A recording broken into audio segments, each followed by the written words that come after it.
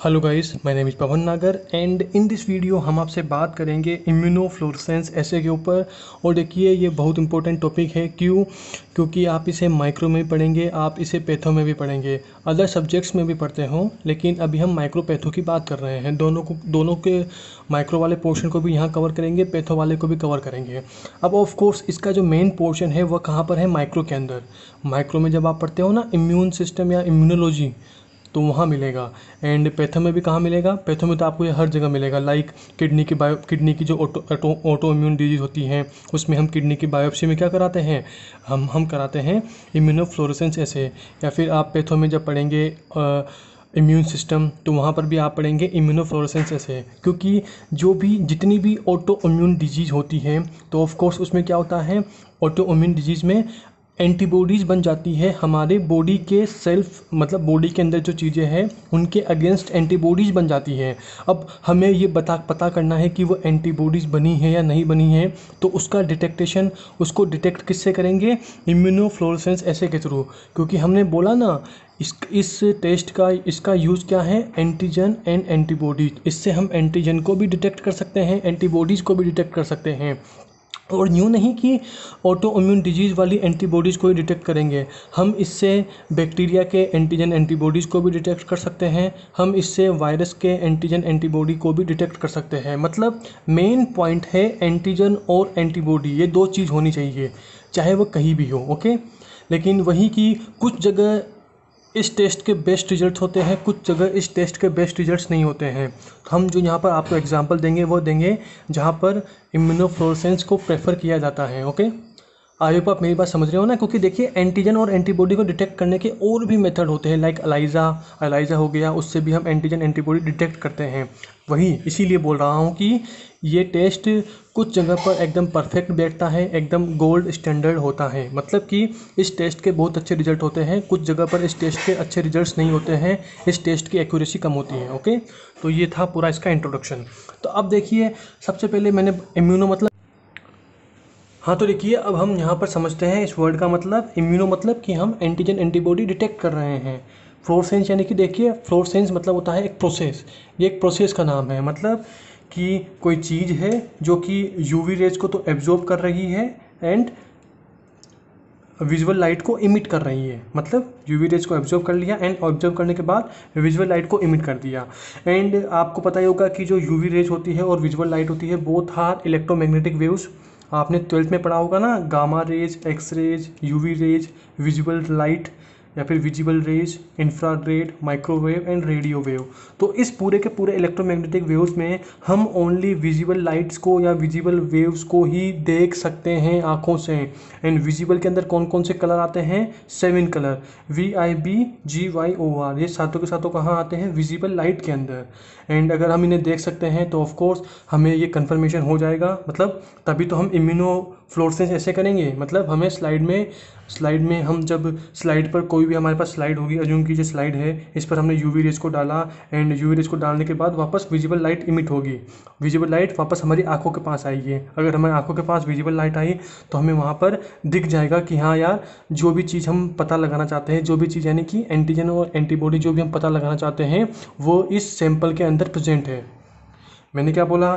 कि हमें antigen antibody detect करना है। अब आप ऐसे तो एंटीजन एंटीबॉडी देख नहीं सकते हैं, तो हम क्या करेंगे? हम क्या करेंगे?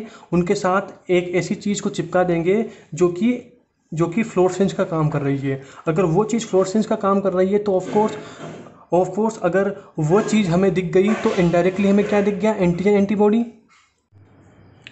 मतलब ये कि देखिए, हम इस तरह क्लिनिकली समझते हैं। स्लाइड है, स्लाइड के पास हमारा मतलब सैंपल है, उस सैंपल को हमने, देखिए मैं पूरी प्रोसेसिंग की बात नहीं कर रहा हूँ, मैं मोटी मोटी बात कर रहा हूँ, काम की बात कर रहा हूँ कि कैसे यूज है क्लिनिकल। स्लाइड के ऊपर हमने कोई सैंपल रखा, हम उस सैंपल में एंटीजन या एंटीबॉडी डिटेक्ट करने हैं, तो हम क्या करेंगे? जो ऐसा कोई कंपाउंड लेंगे, ऐसी कोई डाई लेंगे जो कि फ्लोरेसेंस वाला काम करती हो, और उस डाई को क्या करेंगे? उस डाई को हम एंटीबॉडी पर चिपका देंगे। अगर उस डाई को हम एंटीबॉडी पर चिपका देंगे एंड अगर हमारे टेस्ट सैंपल में एंटीजन प्रेजेंट है, तो उस एंटीजन से जो हमारी डाई चिपकाई हुई जो एंटीबॉडी है, वो एंटीबॉडी उस एंटीजन से चिपक जाएगी। उस एंटीजन से चिपक जाने के बाद हम क्या करेंगे? उस स्लाइड को धो देते हैं, उस स्लाइड को वॉश कर देंगे। वॉश करने के बाद जब उसे हम माइक्रोस्कोप में देखते हैं तो माइक्रोस्कोप में हमें वो माइक्रोस्कोप में देखेंगे एंड वही क्या करेंगे, माइक्रोस्कोप में कैसे देखेंगे, माइक्रोस्कोप में हम यूवी रेज डालेंगे एंड विजुअल लाइट हमारी आंखों पर आएगी। अगर विजुअल लाइट हमारी आंखों पर आएगी तो ऑफ कोर्स, अगर विजुअल लाइट आ रही है मतलब कि उस एंटीजन से वो एंटीबॉडी चिपक गई है जिस पर हमने डाई को लगाया था। डाई लगाई मतलब जिस पर हमने एक ऐसी चीज़ लगाई थी जो फ्लोरेसेंस का काम कर रही है। ओके, तो इससे हमें कंफर्म हो जाएगा कि उस सैंपल के अंदर एंटीजन प्रेजेंट है। एंड वही अगर हमें एंटीबॉडी को डिटेक्ट करना है तो एंटीबॉडी को डिटेक्ट करने के लिए भी हम जो डाई है, जो ऐसा कंपाउंड है जो कि फ्लोरेसेंस का काम कर रहा है, उसे हम एंटीबॉडी पर ही लगाते हैं। देखिए अभी आपको समझ में नहीं आएगा, हम अभी या फिर अगली वीडियो में इसके दो टाइप बताएंगे, डायरेक्ट इम्यूनोफ्लोरेसेंस ऐसे एंड इनडायरेक्ट इम्यूनोफ्लोरेसेंस ऐसे। ओके, उससे आपको और भी चीज़ें क्लियर हो जाएगी। ओके, वही एंड देखिए वही जब हम उस स्लाइड को माइक्रोस्कोप में देखेंगे ना, माइक्रोस्कोप में देखेंगे तो हमें वो स्लाइड कैसे दिखेगी, अभी हम उसकी बात करते हैं। एंड फिर देखिए अब इसकी थ्योरी बनेगी, मतलब नियर अबाउट उसका एक पूरा पेज बनेगा, उस पेज में हम इसकी पूरी थ्योरी बता देंगे। एंड जब पूरा चार्ट कंप्लीट हो जाएगा तो हमसे पूरा एक बार एक्सप्लेन कर देंगे, क्योंकि जब पूरा चार्ट बन जाएगा तो हमारे पास पूरी चीज़ें होगी। क्योंकि यार वही ओरली समझाना और एक ओरली समझना, और अगर मैं आपको लिख कर समझाऊँ, दोनों की बात अलग होती है। ओरली ज़्यादा टाइम याद नहीं रहेगा, अगर आपने लिख कर समझ रखा है तो आपको वो ज़्यादा टाइम तक याद रहेगा। ओके, तो अभी हम बात कर रहे हैं कि जो स्लाइड होती है जिस पर हम यूवी रेज डालते हैं और विजुअल लाइट वापस इमिट करती है हमारे आंखों की तरफ, तो वो स्लाइड्स हमें कैसे दिखती हैं। तो इसके लिए देखिए मैंने बोला कि इसे पैथो में पढ़ेंगे, माइक्रो में पढ़ेंगे, तो पहले मैं आपको पैथो की बुक्स दिखा रहा हूँ, रॉबिन्स फर्स्ट। इसका आप खोलना पेज नंबर 223 में देखिए ऐसा कुछ दिखेगा। देखिए मैंने बोला विजुअल यानी कि विबग्योर, मतलब VIBGYOR, वो 7 कलर में आपको स्लाइड दिख सकती है, कोई भी कलर हो सकता है सातों में से, हरा, लाल, नीला, पीला।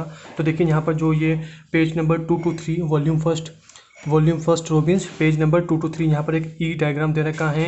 ये किसका डायग्राम है, ये डायग्राम है इम्यूनोफ्लोरेसेंस वाले का, कि जब हम इम्यूनोफ्लोरेसेंस में माइक्रोस्कोप के अंडर स्लाइड देखते हैं तो वो हमें कुछ ऐसे दिखाई देती हैं। उसके बाद इसके जस्ट आगे वाले पेज पर, पेज नंबर 224 पर, यहाँ पर एक और डायग्राम दे रखा है। ये भी किसका है, देखिए मैंने हाईलाइट कर रखा है, इम्यूनोफ्लोरेसेंस, कि जब हम इम्यूनोफ्लोरेसेंस करवाते हैं स्लाइड का तो कैसे दिखाई देती हैं। एक इसका एग्जाम्पल है SLE का, सिस्टेमिक लुपस इरिथमेटस। ओके, मतलब देख लेना SLE की स्लाइड है ये। ओके, ये हो गया। हैंड साइड ये वाली भी SLE की स्लाइड है, ये लुपस नेफ्राइटिस की स्लाइड है। ओके, कोई ना, लेकिन ये भी इम्यूनोफ्लोरेसेंस की स्लाइड है, ये भी इम्यूनोफ्लोरेसेंस की स्लाइड है, कि जब हम इस पर यूवी रेज डालते हैं तो वापस ये विजुअल लाइट इमिट करती है। तो विजुअल लाइट इमिट करके जब वो हमारी आंखों में जाती है विजुअल लाइट, तो हमें स्लाइडें कुछ ऐसी दिखाई देती हैं। ओके, एंड देखिए अब आपको खोलना है रॉबिन्स 2, वहाँ पर आप निकालना पेज नंबर 904 में। देखिए यहाँ पर जो ये D और E दोनों डायग्राम हैं, ये भी किसके हैं, इम्यूनोफ्लोरेसेंस माइक्रोस्कोपी के हैं। वही कि जब हम हमारे सैंपल को, जो भी हमारा फ्लोरेसेंस जो भी सैंपल है उसको हम अंडर माइक्रोस्कोप देखते हैं तो वो कुछ ऐसे दिखाई देता है। मतलब वही कि यूवी रेज डालेंगे और विजुअल लाइट वापस हमारी आंखों की तरफ इमिट होगी, तो ऐसे कुछ दिखाई देती है। तो ये दोनों भी इम्यूनोफ्लोरेसेंस वाली स्लाइड्स है जब हम माइक्रोस्कोप से देखते हैं। तो पेज नंबर 904। उसके बाद देखिए इसमें और एग्जांपल्स भी दे रखे हैं। देखिए सारा एक्सप्लेन करेंगे, ये मैं आपको बस ओवरव्यू दे रहा हूँ कि कैसे स्लाइडें दिखाई देती हैं। एक स्लाइड आपको ये यहाँ मिलेगी, this is page number 911 and ये भी इम्यूनोफ्लोरेसेंस वाली स्लाइड है, ये वाली हरी हरी दिख रही है। उसके बाद नेक्स्ट पेज पे आना आप।